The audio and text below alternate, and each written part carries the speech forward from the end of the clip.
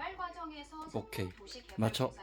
배제를 해달라는 것이었습니다. 배제를 해서 이재명 대표가 거기에 대한 승인으로 성남개발도시공사에 200억의 손해를 입혔다라는 것으로 이재명 대표도 지금 기소가 되어 있는 상황이거든요.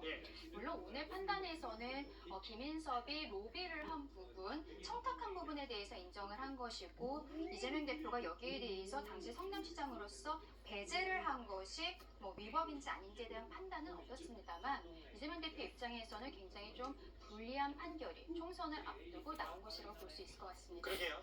지금 이재명 대표도 백현동 의혹으로 재판에 넘겨진 상태인데 첫 번째 판단, 그것도 중형, 백현동 로비스트 김인섭 씨에게 징역 5년이 나왔습니다. 여기에 오늘 좀 제일 눈에 떴던 건 바로 재판부가 언급한 이 부분이에요.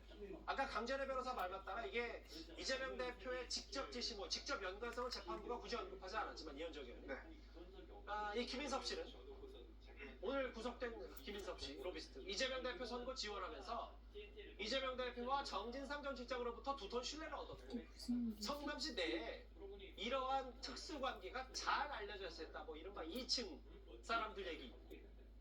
이번 사업, 백현동 사업에서 이 브로커 김인섭 씨 역할은 정진상 전 실장에게 청탁하는 역할이었다. 재판부의 이 판단을 꽤 눈여겨봐야 될 것 같아요. 왜냐하면 재판부가 이제 김인섭 씨가 왜 이 이재명 대표와 알게 됐는지 이런 것들은 이제 좀 상당히 이제 초점 맞춘 것 같습니다. 김인섭 씨는 이 성남 지역에 꽤 영향이 있는 인물입니다. 성남시청 앞에 횟집도 운영을 했고요. 특히 이재명 대표의 정치 입문을 상당히 도와줬던 인물로 알려지고 있습니다.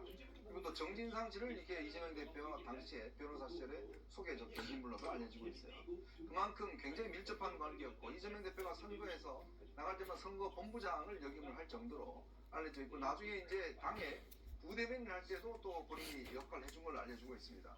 자, 그러다 보니 성남시청 공무원들 사이에서는 소위 허가방이라는 별명이 있었다는 거예요. 즉 허가를 이 김인섭 씨를 통해야지만이 허가를 받을 수 있다. 라는 것 때문에 이제 허가방 이런 이제 이 별명으로 불려졌다는 거죠. 그만큼 이재명 대표와 밀접한 연관관계가 있다. 왜냐 이 백현동이라는 사업이 한국식품연구원 자리인데요. 여기가 이제 4단계 종상향이 됐지 않습니까? 형질 변경이. 근데 그 정도를 이뤄낼 정도로 왜냐 이 사업이 원래 하시는 분이 이게 계속 이게 토지 변경이 안 돼서 사업을 거의 할 수 없을 지형이었는데 바로 김인섭 씨를 영입하면서 이 사업이 천재. 설리로 진행이 됩니다. 자, 그